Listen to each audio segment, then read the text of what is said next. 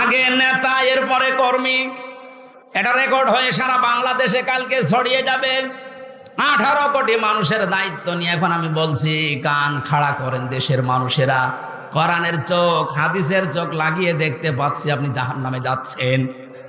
আপনার নিজের বিবেকের কাছে বলেন তো, কিয়ামতে প্রতিটি মানুষকে আল্লাহ যেহেতু তার নেতার সাথে তুলবে, যেই নেতার আদর্শ আপনি মেনে চলেন, যাকে নির্বাচিত করবেন বলে আপনি ভোট দেওয়ার সিদ্ধান্ত নিচ্ছেন, আপনি নিজে থেকেই বলেন ওই লোকটা যদি কিয়ামতে আপনার সামনে দাঁড়ায়, আপনি তার পেছনে, আল্লাহ তো আগে ওকে দেখবে, এরপর আপনাকে। আপনার কি মনে হয় ওর যা অবস্থা, ওর যা চরিত্র, ওর যা সুরত সিরাত, ওরে দেখলে আল্লাহ মাফ করবে বলে মনে হয়? দেখলেন? অবশ্যই না, তো এখনই ধরা খাবে।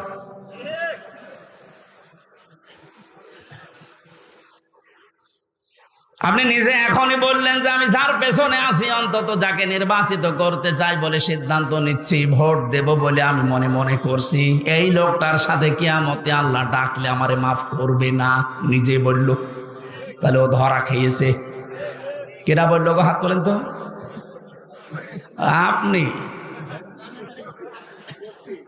আপনি যেন ধরা না খান, এই জন্যই তো আয়োজন। রাজনীতি মনে করে আপনি আসলেনই না, আপনি তো ধরা আরো বেশি খাবেন। পাগলকে যদি বলা হয় নৌকা নাড়াবি না, ও বলে আমার মনে ছিল না। আরে ভাই, আমি তো আজকে কবরের ওয়াজ করবো বলে এসেছিলাম, আপনি কি মনে করে দিলেন? মনে যখন করে দিয়েছেন, আপনাকেও বাঁচাতে হবে, আমারও বাঁচতে হবে। এই জন্য উলিল আমর মানার ক্ষেত্রে খুব সতর্ক। এটা দুনিয়ার বিষয় না, এটা রাজনীতি মনে করবেন না, এটা আপনার আখিরাত জড়িত। আল্লাহ তুমি আমাকে যেভাবে বুঝিয়েছো কোরআনে কারীম, সবাইকে ওই সহজ ভাবে বোঝার তৌফিক দাও। তাহলে নির্বাচিত এই শব্দটা কোরআনে আছে না নেই? তিনি নির্বাচিত করেন তোমাদেরকে তার দ্বীনের জন্যে, এবং দিনের উপরে চলতে গিয়ে যত বাধা আছে, সব বাধাগুলো আল্লাহ নিজের থেকে দূর করে দেন। এই হুয়ার ফাইল আল্লাহ নিজে। জেলা আমির সাহেব যেটা ইঙ্গিত দিয়েছিলেন যে অনেকের ইমানে 15 বছরে প্রায় নড়বড়ে হয়ে গিয়েছিল, এটা জেলখানার অন্তঃপ্রকোষ্ঠে থাকলে আরো বেশি হয়ে যায় অনেকের। আমারও প্রায় কি হচ্ছে, এত কিছু হয়ে গেল, কিছুই করেন আল্লাহ। আল্লাহ বলেন দিনের উপরে যদি সত্যই টিকে থাকতে পারো, যত বাধা বিপত্তি ঝড় ঝাপটা আসবে আল্লাহ নিজে ওইটা দূর করে দেবে। এটা যে আল্লাহ নিজে দূর করে দিয়েছে, আমরা অনেকে মনে করছি ছাত্রদের কারণে, না, আল্লাহ নিজে দায়িত্ব নিয়ে এ পাথর সরিয়েছে। ছাড়া এ পাথর সরানোর জন্য শুধু ছাত্ররা না, আল্লাহ যদি নিজে দয়া না করতো, কখনো এ জালেম পালাইতো না। ওর মনের ভেতরে আল্লাহ এত ভয় তৈরি করে দিয়েছে, দলীয় লোকগুলোকে বইলিয়ে যাবে সে সময়ও পায়নি। মাঝখান থেকে এই পাগলরা এখন বিপদে আছে। আমার মনে হচ্ছে পাগলগুলো বেশি অত্যাচার করেছিল এই যে হারুন আঙ্কেল।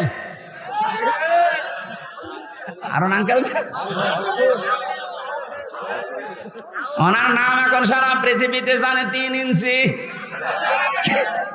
কি নাম দিয়েছে, মহিলারাও 3 ইঞ্চির খবর নেই। মেয়ে লোক সেও বলে 3 ইঞ্চি, ধরা পুলিশ। 5 তারিখের পর থেকে আজকের এই 31 তারিখ পার হয়ে আজকের 1 তারিখ পর্যন্ত বারবার ঘোষণা দেখেছে আমাদের অভিভাবক যিনি, শুধু বাংলাদেশের না, গোটা পৃথিবীর ইসলামী আন্দোলনের অভিভাবক তিনি এখন ডাক্তার শফিকুর রহমান। দূর থেকে উল্টাপাল্টা ধারণা করতে পারেন যে কি এমন উনি জেনারেল শিক্ষিত একটা ডাক্তার। আরে ভাই, তার ইখলাস জানেন, তার তাকওয়া জানেন, তার ইবাদতের খবর জানেন। আমি ছিলাম তার সাথে 4টা দিন। আমার তো মাঝে মাঝে মনে হয় পৃথিবীতে কেউ যদি জিন্দা ওলি দেখতে চায়, ওই আস্তালায়, গাছতলায়, বসতলায় যারা বসে আছে, বটতলায়, ওরা আল্লাহর ওলি না। আল্লাহর ওলি দেখতে চাইলে আপনি ওই লোকটার দিকে তাকিয়ে থাকবেন। তার ইবাদতের মারটা আপনি খোঁজ পাবেন না। এই যে সকালবেলায় এই 65 বছরের একটা মুরব্বী মানুষ সকাল বলতে রাত 4:30টার সময় ডাক দেয়। ওই সময় হাতে হ্যান্ডকাপ দিয়ে পায়ে বেড়ি দিয়ে কোর্টে নিয়ে যাচ্ছে। তাও 1-2 কিলোমিটার না, এই কাশিমপুর থেকে একেবারে কোর্ট পর্যন্ত যাওয়া আসা করতে প্রায় 7-8 ঘন্টার সময় লেগে যায়। এত কষ্ট স্বীকার করে রাত 8টা 9টা 10টার সময় ওনারে নিয়ে আসতো। ওনার যেন দেরি হয়, যেন ওনার কষ্ট হয়। ঘরে আসার পরে দেখতাম, বলতাম মুরব্বী খাবার খাবেন না, ঘুমিয়ে পড়েন। আমারে বলছে হামজা ঘুমাও। আমি যত পাশেই ছিলাম মাঝে মাঝে জিজ্ঞাসা করতাম যে এত কষ্ট করে আসলেন, ঘুমাবেন না? আমারে বলছে ঘুমাও, আমি এখন কিছু সময় আল্লাহর জিকির করব, দরুদ শরীফ পড়ব। 2-2.5 ঘন্টা ঘুমিয়ে যে মানুষটা রাত 9:30 10টার সময় কোর্ট থেকে এসে 2 ঘন্টা 2.5 ঘন্টা পর্যন্ত ঘুমিয়ে এরপরে তাহাজ্জুদের নামাজে, হাফেজ কিনা আমি জানি না, যতটুকুই পড়তো এরপরে সেজদায় পড়ে যেত। 40-45 মিনিট 1 ঘন্টা দেখি সেজদায় পড়ে আছে। ভোর পর্যন্ত যার সাদা দাড়িগুলো সাদা, চুল সব সাদা হয়ে গেছে, টপ টপ করে পানি পড়তো, শুধু হাত তুলে সেজদার পরে বসে আছে। আমার তো সেজদা লাগে 1.5 মিনিট 2 মিনিট, আর ওনার সেজদা লাগতো 45 মিনিট 1 ঘন্টা। 1.5 ঘন্টা কেটে যেত এক সেজদায়। আমার 12 রাকার তাহাজ্জুদ মিলে মাত্র 1.5 ঘন্টা ওনার এক সেজদায় চলে যেত। বাকি তাকওয়ার খবর তো বাস্তবে আপনি টের পাননি। প্রতি সোমবার বৃহস্পতিবার রোজা রাখার নিয়ম, কয়জন মহারথী আছে এখানে আমল করে? সারাটা জীবনে আমল করতে করতে আসতেছে, খালি ধারণা করে দূর থেকে, কি জানে এত ডাক্তার মানুষ। তার যে এলেমের বহর, একটা জেনারেল মানুষ হয়ে কোরআনে কারিম এরকম গভীর গভীর কথা বলা আমি বিশ্ববিদ্যালয়েও পাইনি। আরে ভাই, আমি তো ভার্সিটিতে শেষ করে আসলাম, আমাদের বহর তো আমি দেখেছি। ডাক্তার মানুষের কাছে থেকে কোরআনে কারিমের শব্দের এত গভীরে যেতে পারতেন আমি দেখেছি বাস্তবে, যে জীবনে ওই রকম কথা আমি কোনোদিন শুনি নাই। অনার্স মাস্টার্স করেছিলাম, তো এক একটা শব্দ যখন বলতেন এমন এমন শব্দের অর্থ নিয়ে আসতেন যে কোনোদিন কল্পনাও আসে না যে শব্দের ভেতরে থাকতে পারে। দিনের ওপরে চলতে গিয়ে কোন বাধা আল্লাহ নিজের থেকে দূর করে দেয়, রাখেন না। এটা আমি আগে জানতাম না, ওই সময় জেনেছি। আল্লাহ পাক বলেন, তোমাদেরকে যেহেতু আল্লাহ নির্বাচিত করেছে লক্ষ লক্ষ কোটি কোটি উম্মত থেকে, সুতরাং তোমাদের দাম কম না, অনেক বেশি। তোমাদের পরে ঝড় ঝাপটা বিপদ আপদ আসবে, আল্লাহ জানে। কিন্তু আসলে আল্লাহ থাকতে দেবে না, স্থায়ী হতে দেবে না। আল্লাহ নিজে দায়িত্ব নিয়ে ওই ঝড় ঝাপটা বিপদ আপদ তার নিজের দায়িত্বে দূর করে দেবে। আল্লাহ এইটাই করে দিয়েছে। এই কথা বলে না কেন? নাই তাই 15 বছরে কত মহারথী তো চেষ্টা করলো, সব চেষ্টায় প্রায় বিফল হয়ে গেছে। ছাত্র আন্দোলনের নামে যারা নেমেছিল, এ মানুষগুলোর সাথে মাস্ট বি আল্লাহ আবাবিল পাঠিয়েছিল। জালেমদের মনের ভেতরে আল্লাহ ভয় তৈরি করে দেন। এ দায়িত্ব কার? আরো জোরে। এটা তৈরি করেন কাদের কারণে? যে মানুষগুলোর ভেতরে ইখলাস আছে যত বেশি, তাকে দেখলে জালেমরা ভয় পায় তত বেশি। আমরা 15 বছর অনেক জালেমকে ভয় পেয়েছি তার অত্যাচারের কারণে, আর আমিরে জামাতকে এখনো জালেমরা ভয় পায় তার তাকওয়ার কারণে। বাংলার মুসলমানেরা, আমি যেটা বোঝানোর জন্য পর্যন্ত এসেছিলাম, শহীদ যারা হয় এদের নিয়ে যারা উল্টা পাল্টা ধারণা করেন, কোনোদিন এই মুখ দিয়ে কথা বলবেন না যে ওনারা মরে গেছে, এমনি না, ওনারা জীবিত, কিয়ামত পর্যন্ত শুধু জীবিত এইটাই থাকবে। কিন্তু আমরা টের পাই না। এর পরের কথা আল্লাহ দিয়েছেন, মানুষ যেহেতু ধারণা করতে পারে, মুখে হয়তো বলে না, কিন্তু ধারণা করতে পারে যে মরে গেছে। আল্লাহ ধারণার উপর নোটিশ দিয়েছেন, ওয়ালা তাহসাবান্নাল্লাযীনা কুতিলু ফি সাবিলিল্লাহি আমওয়াতা। বাল আহইয়াউন ইনদা রাব্বিহিম ইরযাকুন। সূরা আলে ইমরান 4 নম্বর পারা 11 নম্বর পৃষ্ঠা 9 নম্বর লাইনের 169 নম্বর আয়াত। এটা তাফসীরে কাবিরে পাবেন। আল্লামা ফখরুদ্দিন রাজি রহমতুল্লাহ আলাইহি ব্যাখ্যা করতে গিয়ে লিখেছেন, ওই পৃথিবীর মানুষেরা মুখ দিয়ে তো বলবেই না, অন্তরে যেন এ ধারণাও কোনোদিন না আসে যে শহীদরা মরে গেছে। এটা ধারণাও করা যাবে না। বালাহিয়াউন, বরং তারা জীবিত। বরং তারা কি? আরো জোরে, ইনদা রাব্বিহিম ইরযাকুন, তারা তাদের রবের কাছে খাবার খাচ্ছে। শহীদ আবু সাইদের বাড়িতে গিয়েছিলাম, যে গরিব মানুষ, 6টা ছেলে ওনার, এটাই ছোট। ওনার বাবা মারে বলছিল যে অবস্থায় ওদের বাড়ি ঘর দেখলাম, আমার মনে হয় 3 বেলা পেট পুরে খাবার খাওয়ার মতো পরিবার না। আল্লাহ তার জীবনটা এত বেশি পছন্দ করেছিলেন, সাধারণভাবে মরণ দেয়নি। এত সাহস তার বুকের ভেতরে দিয়েছিলেন, জালেমদের সামনে জীবনটা দিয়ে শাহাদত বরণ করে কিয়ামত পর্যন্ত জান্নাতি খাবার খাবে। কোনো সন্দেহ নেই, এতে কিয়ামত পর্যন্ত আল্লাহ খাওয়াবে। কারণ যেহেতু মরে না, জীবিত থাকে, আর জীবিত থাকলে খাওয়া লাগে। খাওয়া লাগে না? আর খেলে রক্ত গোশত তৈরি হয়।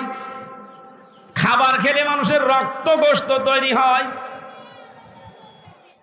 ওই দিন আমার মাহফিল, দিন রাতের বেলা গিয়েছিলাম ওখানে। রাত 9:30টার পরে অনুষ্ঠান ছিল আমার গাইবান্ধার গোবিন্দগঞ্জে।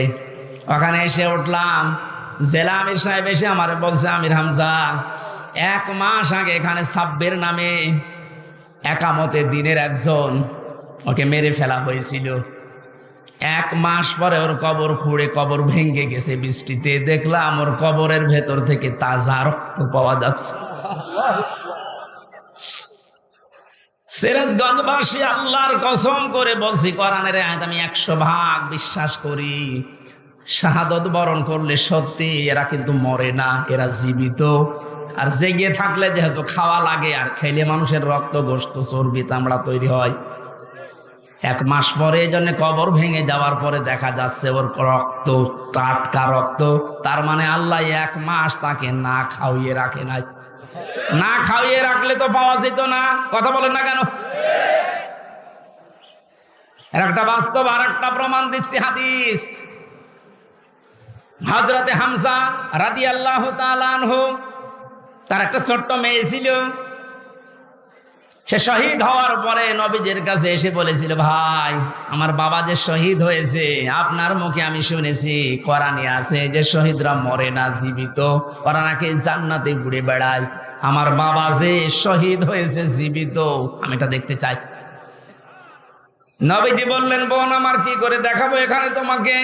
হঠাৎ করে ছোট মেয়েটা আকাশের দিকে তাকিয়ে বলছে, আব্বু আমি এখানে। নবীজি বলছেন, বোন কাকে ডাক দাও? বলছে, আব্বু ওই যে পাখা লাগিয়ে কার সাথে যেন উঠতেছে। বিশ্ব নবী বলেন, বোন আমার, ওটা দুনিয়া না, ওটা জান্নাতের ভেতরে তোমার বাবা জান্নাতের পাখি হয়ে উঠতেছে। এই লোকটাকে 70 টুকরা করা হয়েছিল। এক লজ্জা স্থান কেটে 3 টুকরা করেছে। বিভিন্ন জায়গায় ছড়িয়ে ছিটিয়ে দিয়েছে, উহুদের ময়দানে, পাহাড়ি এলাকায়। সাহাবায়ে কেরাম তার লাশ টুকরা টুকরা গুলো এনে যখন এক জায়গায় করলেন, কয়েকটা টুকরা আর পাওয়া যায়নি, এমন দূরে দূরে তারা ফেলে দিয়েছে। নবীজি নিজের চাদরটা দিয়ে হযরতে হামজাকে ঢেকে দিলেন। মাথা থেকে হাঁটু পর্যন্ত ঢেকেছিল হাদিস এটা, পার বেরিয়ে থাকে, ঢাকা যায় না। আল্লাহর নবী মুহাম্মদুর রাসূলুল্লাহ নিজে সাহাবীদেরকে দিয়ে পাহাড়ি এলাকার লতা পাতা দিয়ে তার পাটা ঢেকে দিলেন, কবরে রাখলেন। যেহেতু জানা তার জন্য কাফন দাফনের জন্য ধোয়ানোর কোনো লাশ ধোয়ানোর সিস্টেম নেই, শহীদরা মরে গেলে ধোয়ানো লাগে না। যেভাবে ইন্তেকাল করবে, শাহাদত বরণ করব, ওইভাবেই কবর দেওয়া লাগবে। কারণ কিয়ামতের দিন উনি ওইভাবে আল্লাহর সামনে উঠে দাঁড়াবে। আপনি যদি দেখবেন আবু সাইদ কিয়ামতে যখন উঠবে, 4টা গুলি লেগেছে যেখানে যেখানে, ওইটা নিয়ে দাঁড়াবে ঠিক ওইভাবে। আল্লাহ জিজ্ঞাসা করবে, আবু সাইদ তোমার শরীরে এতগুলো গুলি, রক্তের দাগ কেন? বলবে আমি জালেমদেরকে হটানোর জন্য, মানুষের অধিকার প্রতিষ্ঠার জন্য চেষ্টা চালিয়েছিলাম। শেষ পর্যন্ত জালেমরা আমার বুকে, আমার পেটে, আমার মুখের উপরে গুলি লাগিয়েছে। যে সমস্ত জায়গায় গুলি লেগেছে ওই জায়গাগুলো একেবারে জিন্দা নিয়ে তোমার সামনে আমি হাজির হয়ে গেছি। হযরতে হামজাকে আল্লাহর নবী কবরে রাখলেন। এই ডিস্টার্ব হচ্ছে কেন? শোনা আছে না? ডাক দিয়ে বলেন হামজাকে, রব্বুল আলামিন, এই যে আমার চাচাকে আমি কবরে রাখলাম, এখন পর্যন্ত আমার চাচার উপরে আমি রাজি আছি, খুশি আছি। মাবুদ, আমি তোমার গোলাম হয়ে বলছি, তোমার রসুল হয়ে দাবি করছি, আমার চাচা হামজার উপরে তুমি রাজি হয়ে যাও।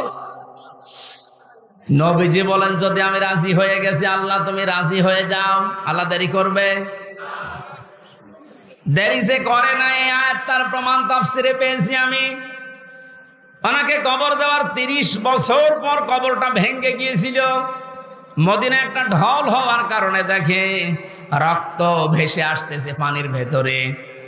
ওই সময় হযরতে হামজার সাথে যারা ছোট বয়সে যুদ্ধ করেছিল তারা এখন মুরব্বী হয়ে গেছে। রক্ত অনুসন্ধান করতে করতে গিয়ে দেখে 30 বছর আগে মুহাম্মদুর রাসূলুল্লাহর চাচা হযরতে হামজাকে ওরা যেখানে যেখানে আঘাত করেছিল তরবারি দিয়ে, ওই জায়গাগুলো দিয়ে ফিনকি দিয়ে রক্ত বের হচ্ছে।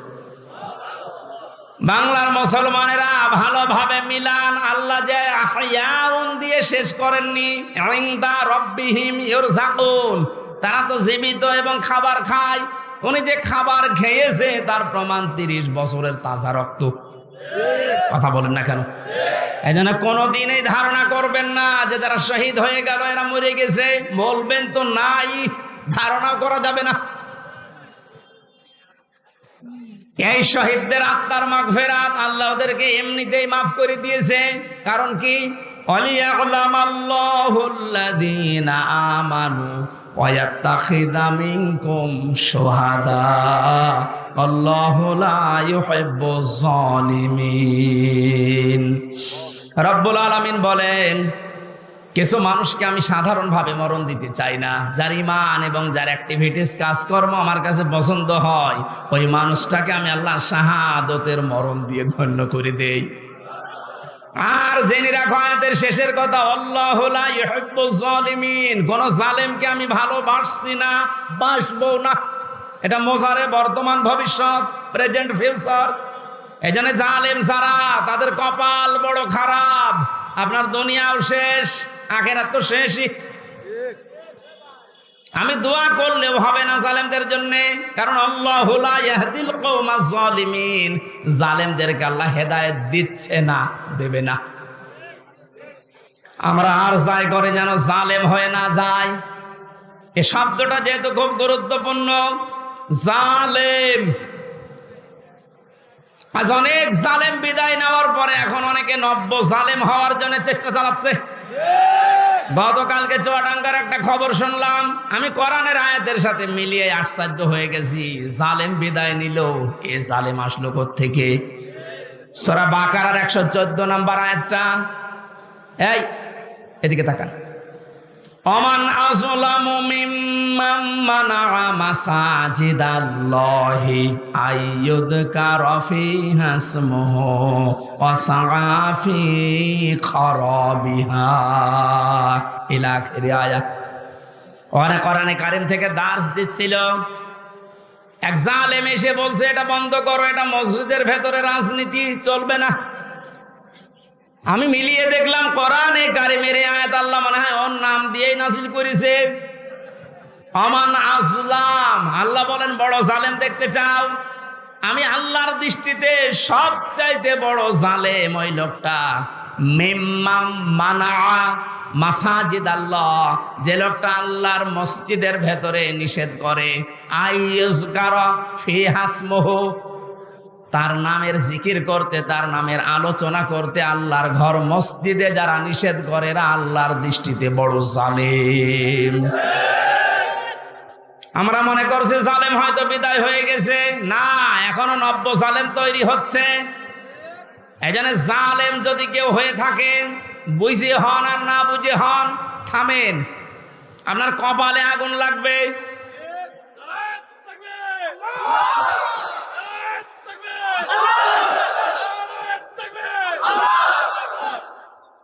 এটা সূরা শুআরার ভেতরে আছে, শেষ নাম্বার আয়াত। আল্লাহ বলেন অতি শীঘ্রই জালেমরা তাদের পরিণতি, তাদের আশ্রয়স্থল দেখতে পাবে। এই জালেমরা যেমন আজ দেখতে পাচ্ছে, এত বড় দরবেশ কেউ দেখলাম জুলুম করার ফল কি? দাড়ি কেটেও বাঁচতে পারে না। আল্লাহ বলেন জালেমদেরকে আমি ধরি, কারণ জালেমের বিরুদ্ধে আমার মামলা। কার মামলা? শব্দটা লক্ষ্য করেছেন? জালেমের বিরুদ্ধে হামজা মামলা দেবে না, জালেমের বিরুদ্ধে মামলা দেবে কে? ডাক্তার শফিকুর রহমান আজকেও ঘোষণা দিয়েছে কুষ্টিয়ায় যে আমরা সবাইকে সাধারণ ক্ষমা করে দিলাম, কিন্তু যে পরিবারগুলো অত্যাচারিত হয়েছে তারা যদি এখন অত্যাচারের প্রতিশোধ নিতে গিয়ে কিছু করে, ওইটার জন্য আমরা দায়ী না।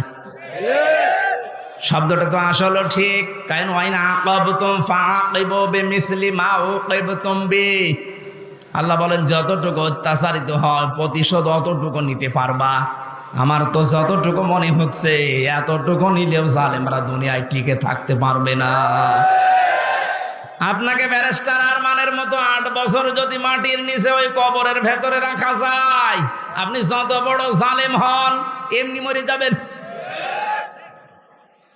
আল্লাহ তো বলেছে যতটুকু করেছে অতটুকু করো, আপনি পারবেন?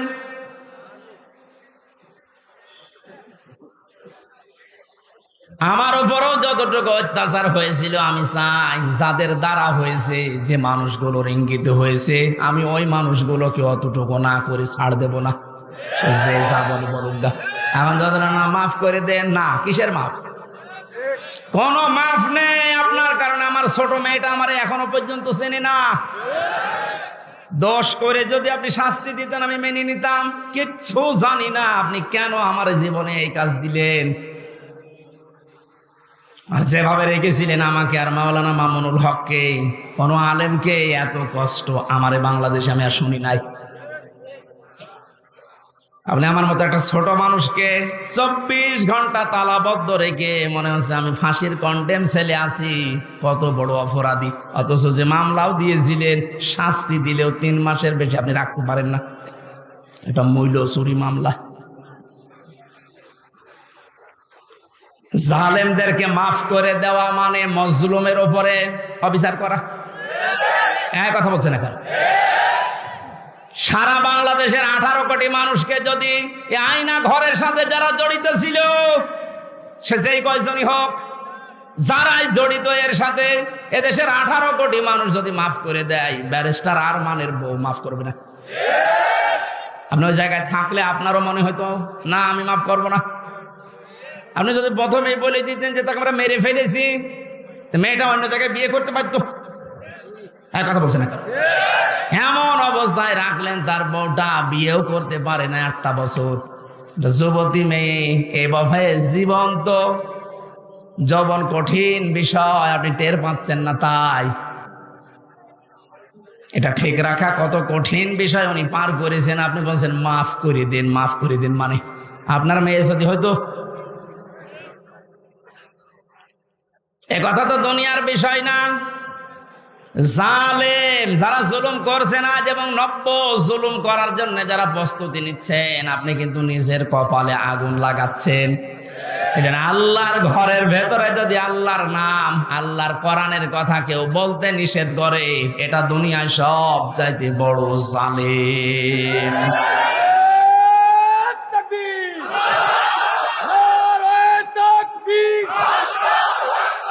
ইসলামের শত্রুরা, ইসলামের শত্রুরা,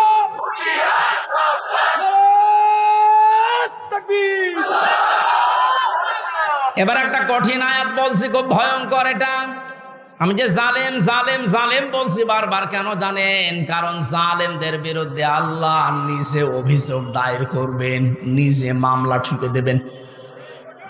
ইন্নামাস সাবিলু আলাল্লাযীনা ইয়াযলিমুনান নাস। সূরা শুরার 42 নম্বর আয়াত প্রথম অংশে আছে, আল্লাহ পাক বলেন অবশ্যই আমি আল্লাহ নিজে মামলা দেব জালেমের বিরুদ্ধে, যারা মানুষ হয়ে মানুষের উপরে জুলুম করেছে, অত্যাচার করেছে। এজন্য বাংলার জালেমেরা আপনার দুনিয়ার জীবন শেষ, আর আখেরাত তো আপনি আল্লাহর মামলার আসামি। যিনি বিচারপতি, যিনি রায় দেবেন, তিনি যদি মামলার বাদী হয়, তা আপনি তো একেবারে সরাসরি খালাস পেয়ে যাবেন। বলেন না কেন? আমার মামলার যারা আসামি মানে বাদী ছিল, যারা আমার মামলার যারা বাদী ছিল, তারা টাকা পয়সা বহু খেয়েছে আকিজ গ্রুপের কাছ থেকে। গত পরশু দিনও আকিজের মালিক আমারে বলছে, হুজুর আপনাকে আমরা চাকরি দিয়েছিলাম আমাদের মসজিদের খতিব হিসাবে, ওই শয়তানরা আপনাকে পেছে ফেলে আমাদের কাছে কয়েক কোটি টাকা 5 তারিখের আগ পর্যন্ত নিয়েছে। যদি 5 তারিখ না আসতো ওরা এখনো টাকা নিত। আমার মামলার আয়ু যেই লোকটা মেজানুর রহমান, টেকের হাটে বাড়ি, আমার মনে হয় ওরে পেলে পিটিয়ে মানুষ জনগণ মেরে ফেলবে। আর বাকিগুলোর নাম একবার বলেছিলাম ওই কুষ্টিয়ার এক মাহফিলে, তারা পরের দিন বলছে, হুজুর আর নাম বললেন না, কিছু হলে কিন্তু আমরা মারা পড়ে যাব। কেমন ভয় আছে জালেমরা দেখেন। তবে এই যে লোকটা, এই লোকটা 5 তারিখের আগের দিন 4 তারিখ রাত্রে টাকা নিয়েছে। এই মামলার আয়ুটা ও এখন নাই, থেমে গেছে। আমার মনে হয় 5 তারিখ বাংলাদেশে না আসলে ও শয়তান এখনো টাকা নিত।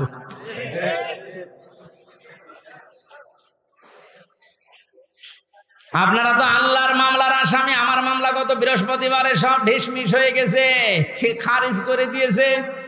বিচারপতি দেখে বলছে এটা মামলা হইলো, অথচ ওই বিচারপতি 5 তারিখের আগে বলতো এটা কিছু করা যাবে না। 5 তারিখের পরে এখন এই বৃহস্পতিবারে ও নিজে দেখে বলছে কি বিচার করব, কোনো মাল নেই।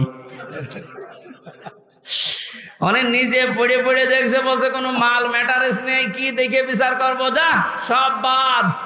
আমাদের সবাইকে খালাস দিয়ে দিয়েছে। যে খালাসি যখন দিয়ে দেবেন, তো 3 বছর আপনি বিনা কারণে জেল খাটালেন কোন কারণে?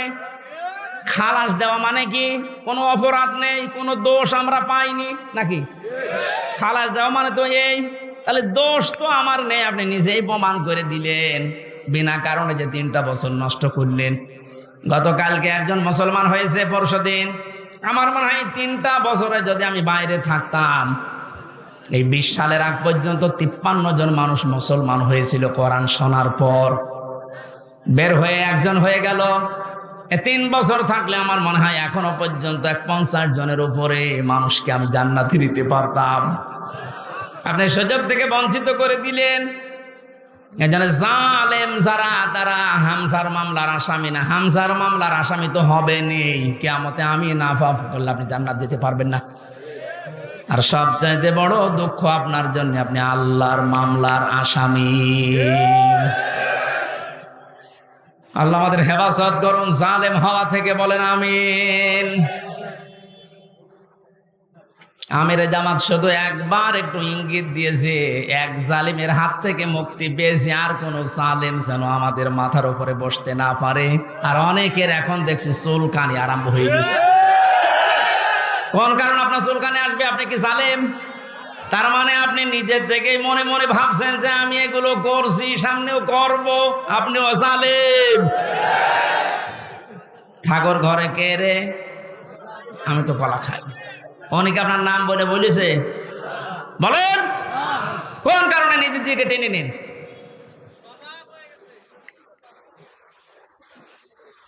পাপ যদি পূর্ণ হয়ে যায় তখন কিন্তু আল্লাহ আর ছাড় দেয় না। ওয়ালা ইয়াহসাবান্নাল্লাযীনা কাফারু আন্নামা নুমলি লাহুম খায়রুল লিআনফুসিহিম ইন্নামা নুমলি লাহুম লিয়াজদাদু ইসমা ওয়া লাহুম আযাবুম মুহিন। কাফেররা ধারণা করে আমাদের চেয়ার যে বসে আছি, ক্ষমতার চেয়ার, এর নড়ন চড়ন নেই, এটা মনে হয় আল্লাহ ভালোবেসে আমাদেরকে দিয়েছে। আল্লাহ বলেন না, ওরা মনে করে আমাদের কল্যাণের জন্য চেয়ার, আমরা যা করছি সবই তো বৈধ। আল্লাহ বলেন তোদেরকে তোদের পাপের বোঝাটা পরিপূর্ণ করার জন্য আমি আল্লাহ চেয়ারে বসিয়ে রেখেছি। ওরা সর্বশেষ পাপের বোঝা পরিপূর্ণ করেছে ইসলামী আন্দোলন, একামতে দিন, জামাত ইসলামকে নিষিদ্ধ করার মাধ্যমে। এটা না করলে পাপের বোঝা পরিপূর্ণ হচ্ছিল না। যেই শয়তানগুলোর পরামর্শ এটা করেছিল, শয়তান এখন সব ডিম খাচ্ছে, সবগুলো ডিম খাচ্ছে, পচা ডিম। কথা বলে না কেউ। ওদের পাপের বোঝা 5 তারিখের আগ পর্যন্ত পূরণ হয়নি। যেই করেছে 1 তারিখে, 4 তারিখের ভেতরে আল্লাহ সব কমপ্লিট করে মহিন। ওদের জন্য অপমানজনক শাস্তি। এর চাইতে আর কত অপমান হবে বলেন? বলছিলেন না তানজিলা আমির যে কেক মারছে, আমার মনে হয় আমরাও সুযোগ পাচ্ছি না, সুযোগ পেলে আমরাও 2-1টা দিতাম। কারণ আপনারা যা করেছেন আমার সাথে, কম বেশি এই দেশে যদি 10 জন আলেমকে পরিস্থিতির দিক থেকে, এলেম আমল না, শুধু পরিস্থিতির দিক থেকে 10 জন মানুষকে সারা বাংলাদেশে চেনে, তার ভেতর আমি একজন। পেটের ভেতর থেকে শুনতে শুনতে আসে যে হামজা বলে একজন আছে। গাড়িতে আসার সময় মায়ের কোলে বসে বসে কি খাচ্ছে, চিপস খাচ্ছে, আর বলছে ওই যে হামজা যাচ্ছে। তার মানে ও পেটের ভেতরে শুনে এসেছে যে হামজা নামে একজন আছে। এইরকম একটা পরিচিত মানুষের সাথে আপনি আমার মাজায় দড়ি দিয়ে, মায়ের ভেতরে বেড়ি দিয়ে, তাও ডান্ডা বেড়ি, হাতের ভেতরে আপনি হ্যান্ডকাপ দিয়ে, কালো কাপড় দিয়ে চোখ বেঁধে আপনি 11 ঘন্টা টাঙিয়ে রাখলেন, আপনি মানুষ। আবার যখন দড়ি দিয়ে টেনে নিয়ে যেত আদালত প্রাঙ্গণে, মনে হতো যে ছাগল টেনে নিয়ে যাচ্ছে। আর ওই কয়েকতলা আছে তো, ওই অন্য জায়গা থেকে একে অন্যের সাথে তাকিয়ে টিপ্পনি কাটতো, ঠিকই হচ্ছে। এবার আমরাও বলি যে ঠিকই হচ্ছে। আপনি সব বলেন, আপনি সব বলেন।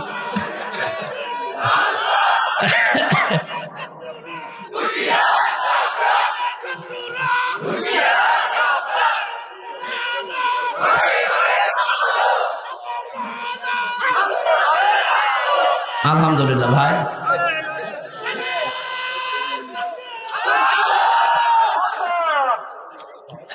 আমাদের মুরব্বী, আমাদের মাথার তাজের কথা মতো আপনাদেরকে আমরা মাফ করে দিলাম। কিন্তু আপনারা যা করেছেন, কোরআন হাদিস পড়ে যা বুঝছি, আল্লাহ আপনাদের মাফ করবে না, আল্লাহ নিজে আপনাদের বিরুদ্ধে মামলা দেবে।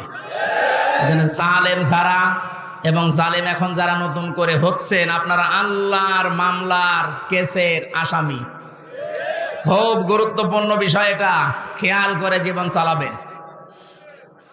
যে মানুষগুলোর আত্মার মাগফিরাত এবং রূহের আহত মানুষদের সুস্থতায় কামনায় তাফসির মাহফিলের আয়োজনে, বিশাল আয়োজনে যারা আঞ্জাম দিয়েছে, যারাই খেদমত করেছে এত বড়, আল্লাহ প্রত্যেককেই তাদের মনের কামনা বাসনা পূরণ করুন।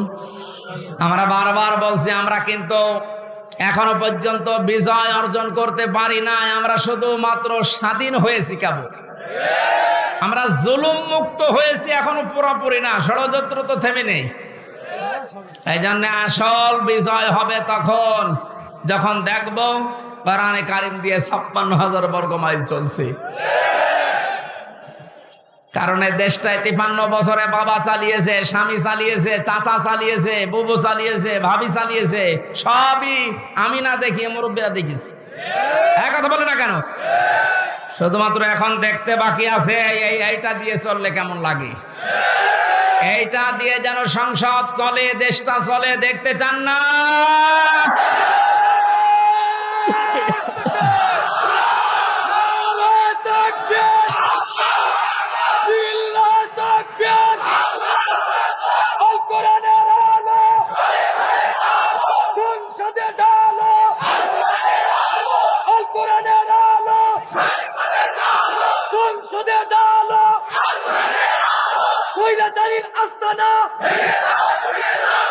আলহামদুলিল্লাহ।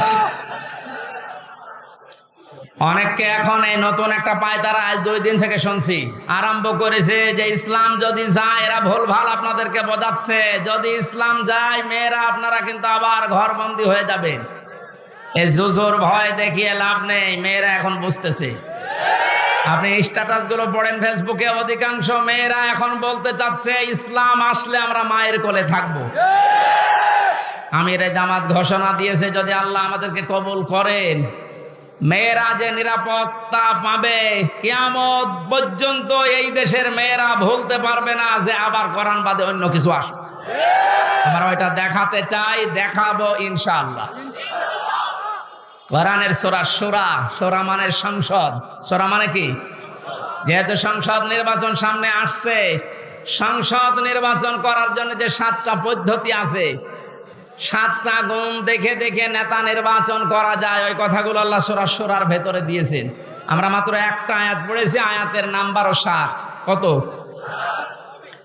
আমরা সব কিছু বাদ দিয়ে সরাসরি কোরআনের এই আয়াতে যাচ্ছি। আল্লাহ পাক বলেন, ওয়াকাযালিকা আওহাইনা ইলাইকা, আমি এইভাবেই করে হে নবী আপনার প্রতি ওহী নাজিল করেছি। এই আয়াত নাজিল করা দেখে বোঝা যাচ্ছে এর আগেও আল্লাহ বিভিন্ন নবীদের উপরে ওহী দিয়েছিলেন, নাকি? ধারাবাহিকতায় বিশ্ব নবীও পেয়েছেন। আল্লাহর নবীকে আল্লাহ যেটা দিলেন, কোরআনান আরাবিয়্যা, নবীকে যে আল্লাহ ওহী দিয়েছেন তার নাম আরবি কোরআন। কি কোরআন? এই ভাষাটা যেহেতু আমাদের মাতৃভাষা না, এই জন্য আমাদের কাছে একটু কঠিন লাগে, কিন্তু পৃথিবীতে সবচেয়ে সহজ ভাষা আল্লাহ জানিয়েছেন আরবি ভাষা। ওহী যেহেতু কোরআনে কারীম আরবি ভাষায় এসেছে, মুসলমানেরা আমাদেরকে এখন ইমানের দাবি অনুযায়ী আরবি ভাষায় শুদ্ধ করে কোরআন শিখতেই হবে, মাস্ট বি। আমি অনেক পীর সাহেবের মুরিদ, অনেক ইসলামী আন্দোলনের ভাইদেরকেও দেখেছি কোরআনে কারীমের কাছে যে ওরা দুর্বল। শুদ্ধ করে কোরআন পড়া বোঝার যে সিস্টেমগুলো চালু আছে, এটা 100 ভাগ এখন আমাদের ফলো করা লাগবে। আমি যতটুকু দেখতেছি প্র্যাকটিক্যাল লাইফে, যে রিপোর্টগুলো পূরণ করা হয়, প্রতিদিন 3 আয়াত 5 আয়াত 10 আয়াত আপনি যা পড়বেন শুদ্ধ করে পড়বেন, বুঝবেন এবং এটা লিখে রাখবেন। এই সিস্টেম যদি কেউ 4 মাস 6 মাস 1 বছর পালন করতে পারে, আস্তে আস্তে তার শুদ্ধ হয়ে যাবে। আর এটা হওয়ার জন্য দেশে একটা বিশ্ববিদ্যালয় আছে, তার নাম জামাতে ইসলামী। আমি অন্য কোন জায়গায় এসে সিলেবাসটা পাইনি। আপনি যা যা করেছেন সবগুলো পয়েন্ট আকারে ওখানে লেখা লাগে। আপনার জীবন এমনি পরিশুদ্ধ হয়ে যাবে। নিজেকে যদি পবিত্র করতে চান, পরিশুদ্ধ করতে চান, ফিরে আসেন। আহ্বান জানাচ্ছি, দাওয়াত দিচ্ছি। নয়তো আবার বলবেন যে আল্লাহ আমি দাওয়াত পাইনি। এই জন্য দাওয়াত দিয়ে দিলাম। যদি বিশ্ববিদ্যালয়ে পড়ার ইচ্ছা থাকে, আপনি মূর্খ মানুষ হন, অসুবিধা নেই। বিশ্ববিদ্যালয়ে যদি পড়াশোনা করার মন মানসিকতা থাকে, ইচ্ছা থাকে, বাংলাদেশ জামাতে ইসলামীতে আপনি যোগ দিয়ে পড়া দেখবেন বিশ্ববিদ্যালয়ের মতো। আপনার জীবন ঠিক ওই ধাঁচে গড়ে তুলবে। একটা মানুষ সব দিক থেকে পারদর্শী হয়, অথচ লোকটা দেখেন ডাক্তার। আজকে কুষ্টিয়াতে ভাষণ দেওয়ার সময় তিনি উদাহরণ দিচ্ছিলেন, উনি কিন্তু একটা সার্জন ডাক্তার, অপারেশন করতেন। তার মানে ডাক্তারি লাইনে উনি সর্বোচ্চ। কোরআনে কারিমের লাইনে তো আমি নিজে দেখেছি তার জ্ঞানের বহর এবং শুদ্ধ। হাদিসের লাইনে উনি পাণ্ডিত্য অর্জন করেছে অনেক আমাদের মতো হাজারো আলেমের চাইতেও বেশি। ইংরেজিতে বক্তব্য দিচ্ছে, অনেকে আছে ইংরেজি বক্তব্য দূরের কথা, ইংরেজির নাম শুনলে ভয় পায়। কথা বলছে না কেন? যে চারিদিক থেকে জ্ঞান অর্জন করার জন্য লোকটাকে যে জায়গা থেকে তুলে নিয়ে এসেছিল আল্লাহ, ওখানে যদি এতদিন থাকতেন বড় নাস্তিক হয়ে যেতেন ইনুর মতো। সেখান থেকে আল্লাহ তুলে এনে কত বড় দায়িত্ব দিয়েছে তার মাথার উপরে। এই জন্য এই বিশ্ববিদ্যালয়ে আপনিও ভর্তি হতে পারেন, এখনো সুযোগ সময় আছে। আপনাকে আমরা জান্নাতে নিয়ে যেতে চাই বিশ্ববিদ্যালয়ে ভর্তি হওয়ার মাধ্যমে। সাফ কথা বলছি, জীবনে গুনাহগার যদি হয়ে থাকেন, গুনাহ অল্প স্বল্প যাই থাক, যদি একামতের দিন কায়েম করা লাগবে দিন, এই আন্দোলনের সাথে একনিষ্ঠভাবে ইখলাসের সাথে লেগে থাকতে পারেন, আমি কোরআন হাতে নিয়ে গ্যারান্টি দিতে পারি আল্লাহ আপনাকে জাহান্নামে দেবে না। সূরা সফের আয়াত। আবার বলছি, ইসলামী আন্দোলন যদি দুনিয়ায় করেন, একামতের দিন কায়েম করার জন্য ইখলাসের সাথে অ্যাক্টিভিটিস নিয়ে যদি ময়দানে থাকেন, কায়েম হলে ভালো, না হলেও আপনার অসুবিধা নেই, আপনাকে আল্লাহ জাহান্নামে দেবে না। হ্যাঁ, জান্নাতেও দেবে না কয়েকটা কারণে। তার ভেতরে 1 নাম্বার, আপনি যদি মা বাবার সাথে বিয়াদবি করে থাকেন জান্নাত পাবেন না। আর এই বিশ্ববিদ্যালয়ে আসলে মা বাবার সাথে বিয়াদবি করার কোনো রাস্তা খোলা নেই। সবগুলো একেবারে ট্রেনিং দিয়ে দিয়ে ওই পর্যায়ে নিয়ে যাওয়া হয়। মানুষের মতো মানুষ হওয়ার জন্যে, দেশ প্রেমিক মানুষ হওয়ার জন্যে এই দেশে ওপেন বলছি, ইসলামী ছাত্র শিবির ছাড়া কোনো রাস্তা খোলা নেই। আপনি যদি চ্যালেঞ্জ দিতে চান নিয়ে আসেন অন্য সংগঠনগুলো, আমি একটা শিবিরের ছেলেকে নিয়ে যাব, তামাম দুনিয়া সব নিয়ে আসেন।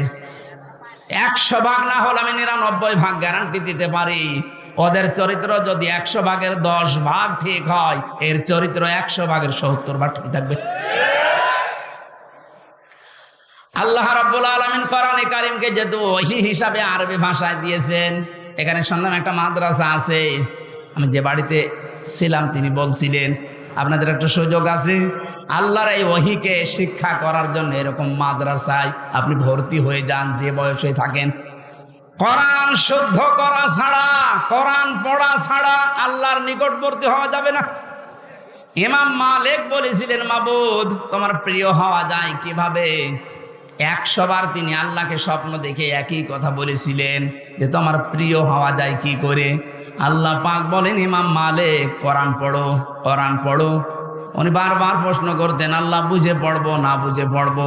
আল্লাহ পাক বারবার জবাব দিয়েছেন, বুঝে পড়ো না বুঝে পড়ো, শুদ্ধ করে পড়ো, তার তিলের সাথে পড়ো, আমি আল্লাহর প্রিয় পাত্র হয়ে যাবে।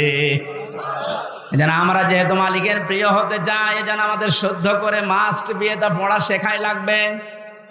আল্লাহ রাব্বুল আলামিন এর পরে বলেন, লিতুনযিরা উম্মাল কুরা ওয়া মান হাওলাহা। হে নবী, এই কোরআন দিয়ে আপনি মক্কার এবং মক্কার আশেপাশে যা আছে, এই আশপাশ বলতে তামাম দুনিয়া বুঝিয়েছেন আল্লাহ। তাফসীর ইবনে কাসিরে লিখেছে, আমান হাওলাহা মানে সমগ্র পৃথিবী। সুতরাং এখন নবী নেই, উনি থাকলে এই কাজটা করতেন। সৌদি আরব থেকে বাংলাদেশে এসে আপনাদেরকে সতর্ক করতেন। এই সতর্ক বাণী পড়া কোরআন শরীফে আছে 500টা। কয়টা? সবচাইতে বেশি যেই বিষয়টা দিয়ে মানুষ সতর্ক হতে পারে তার নাম কিয়ামত। কারণ এইটার জবাবদিহিতা যতদিন পর্যন্ত আপনি উপলব্ধি করতে না পাবেন যে কিয়ামত হবে, আল্লাহ বলে না, তুনজিরা ইয়াউমাল জামিউ লা রাইবা ফি, ওই দিন সম্পর্কে সতর্ক করো যেদিন সম্পর্কে কোনো সন্দেহ নেই, সন্দেহের অবকাশ পর্যন্ত নেই। মানুষের জীবন পরিচ্ছন্ন হওয়ার জন্য 8টা মাধ্যম আছে, তার 1 নাম্বার মাধ্যম এইটা যে যত বেশি জবাব দিতে হবে, আল্লাহর দরবারে দাঁড়াতে হবে, এরকম টেন্ডেন্সি যত বেশি তৈরি করবে তার জীবন তত বেশি পরিচ্ছন্ন হবে। খলিফাতুল মুসলিমিন হযরত আবু বকর সিদ্দিক রাদিয়াল্লাহু তাআলা আনহুকে তার স্ত্রী উম্মে রোমানা ডাক দিয়ে বললেন, স্বামী আমার, বাইতুল মালে যিনি দায়িত্বে আছে খাজানচিতে, অর্থমন্ত্রীকে আপনি বলেন আগামী মাস থেকে যেন আগামী মাসের যে বেতন আছে ওটা যেন অ্যাডভান্স আমাদেরকে দিয়ে দেয়। উনি বললেন, কেন? ছেলে আপনার পায়েস খেতে চেয়েছে, পায়েসের টাকা আমাদের কাছে নেই। চলে গেলেন বাইতুল মালে, ডাক দিয়ে বললেন, আমার কিছু টাকা পয়সা লাগবে, যেহেতু এ মাসের টাকা আমি নিয়ে নিয়েছি, আগাম মাসের টাকা আমার অ্যাডভান্স দিয়ে দেন। বাইতুল মালে যিনি দায়িত্বে ছিলেন তিনিও ওই রকমই তেল মারা মানুষ না। তিনি ডাক দিয়ে বললেন, খলিফা, টাকা আমি আপনাকে আগাম মাসের দিতে পারি, আপনি আগামী মাস পর্যন্ত বেঁচে থাকবেন, ওইটা লিখে দেন। উনি বলছে, টাকা আমার লাগবে না। বাড়িতে যে স্ত্রীকে বলছে, স্ত্রী আমি পারলাম না, আমাকে এই কথা শুনিয়েছে। স্ত্রী ধৈর্যশীল ছিলেন, ধৈর্যশীলা বললেন, ঠিক আছে, আপনি যখন পারলেন না, যেভাবে চলছে সংসার চলতে দেন। 15 দিন পর তিনি পায়েস রান্না করে দিয়েছে। হযরতে আবু বকর বললেন, স্ত্রী পেলে কোথায়? আপনাকে বলেছিলাম, আপনি তো অপারগতা প্রকাশ করলেন, আপনি পারেননি। আমি প্রতিদিন 1 মোট 1.5 মোট করে তুলে রাখতাম এই আটা চাউল, যাই বলেন। এই 15 দিন তুলতে তুলতে প্রায় 2 কেজি হয়ে গেছে। ওটা পাশের বাড়িতে বিক্রি করে আমি আজকে এই পায়েসের ব্যবস্থা করেছি, কোনো উল্টাপাল্টা কাজ করিনি। উনি বললেন ঠিক আছে সন্তান আব্দুল্লাহ ভালো করে খাও। দৌড় দিয়ে চলে গেলেন বাইতুল মালের খাজানচির কাছে, বললেন বাইতুল মালের দায়িত্বে আছো, অর্থমন্ত্রী আগামী মাস থেকে আমার বেতন যদি 12,000 টাকা দিতে থাকো তো 2,000 টাকা কম দিও। কেন? কারণ 10,000 টাকা হলেও আমার সংসার চলে, এটা আমি দেখেছি। আমার মনে হচ্ছে এই যে কিয়ামতের জবাব দিতে হবে টেন্ডেন্সি তার ভেতরে কোন পর্যায়ে ছিল আপনি বলেন। আর 1628 জন মানুষ দায়িত্বে আছে, দায়িত্বে যে সরকার আছে থাক, এর এই 1628 জন মানুষ শুধু এখন যদি আবু বকরের মতো এই চিন্তা নিয়ে দেশটা চালায়, আমার মনে হচ্ছে 16 ঘন্টায় এই দেশটা একেবারে রোল মডেল হয়ে যাবে। এতদিন যারা রোল মডেল করেছিল, কি মডেল দেখিয়েছেন আপনি? কি মডেল দেখিয়েছেন? এটা একটা জরিপ পেলাম আজকে, এটা শোনালে আপনার মাথা খারাপ হয়ে যাবে। অবশ্য চাক 2009 সালে পিলখানার নির্মম হত্যাকাণ্ড, আমার সাথে 1500 জন মানুষের, তার ভেতরে আমার মনে হয় 900 মানুষকে তো আমি পরিচয় করেছিলাম বিডিআর বিদ্রোহের নাম দিয়ে। এই 14-15 বছর বেকার তারা জেল খাটতেছে, কিচ্ছু জানে না, এমনও মানুষ আছে। পঞ্চগড়ে এক মুরব্বীর সাথে পরিচয় ছিল, বলছে আমি রিটায়ার্ড করবার 1 মাস পরে, অথচ 15 বছর 14 বছর আমি জেলে আছি। 2013 সালে হেফাজতের কর্মীদের শাপলা চত্বরে যে নির্মম হত্যাকাণ্ড, 2014 সালে একক নির্বাচন, 2018 সালে কোটা আন্দোলনকারীদের নির্মম নির্যাতন, 2018 সালে নিরাপদ সড়ক আন্দোলনকারীদের নির্মম নির্যাতন, 2018 সালের নির্বাচনী গায়েবী ভোট, বিরোধী দলীয় নেতা কর্মীকে গুম, খুন, হত্যা এবং আয়নাঘর, 11 লক্ষ কোটি টাকা বিদেশে পাচার, তার ভেতরে এক দরবেশি 36,000 কোটি টাকা, এটা 11 লক্ষ কোটি। দলীয় প্রয়োজনে পুলিশকে ব্যবহার, বাক স্বাধীনতা কেড়ে নেওয়া, সর্বশেষ 2024 সালে কোটা আন্দোলনের নামে গণহত্যা। এর একটা অস্বীকার করতে পারবেন? আমি দেয়নি, বিবিসি দিয়েছে জরিপটা।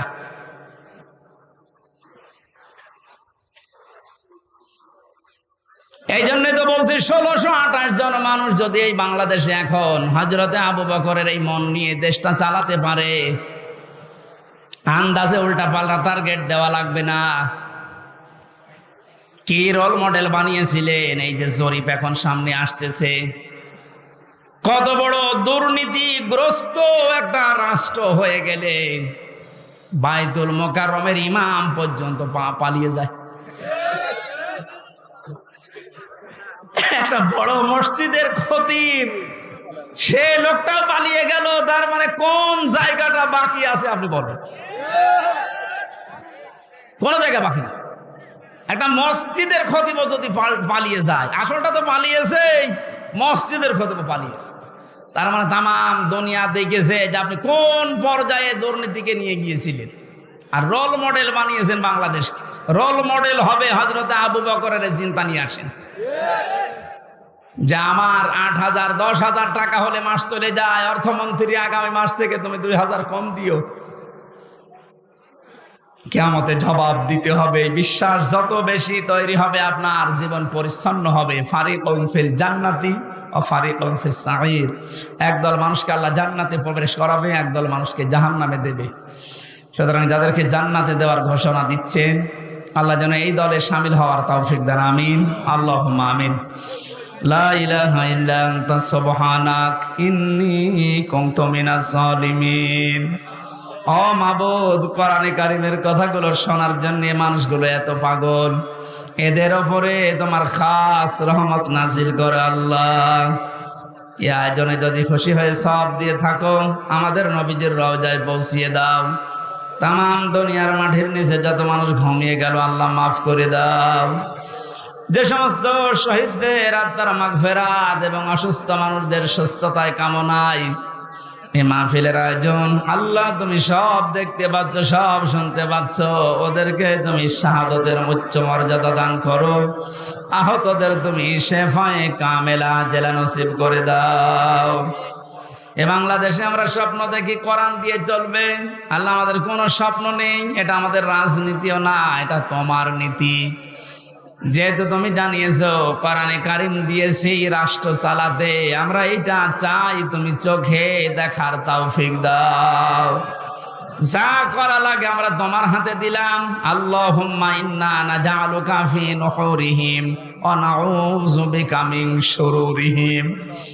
মুসাফির অবস্থায় আছি, অসুস্থ অবস্থায় আছি, মাজলুম অবস্থায় আছি, আল্লাহ তুমি আমাদের মোনাজাত কবুল করো।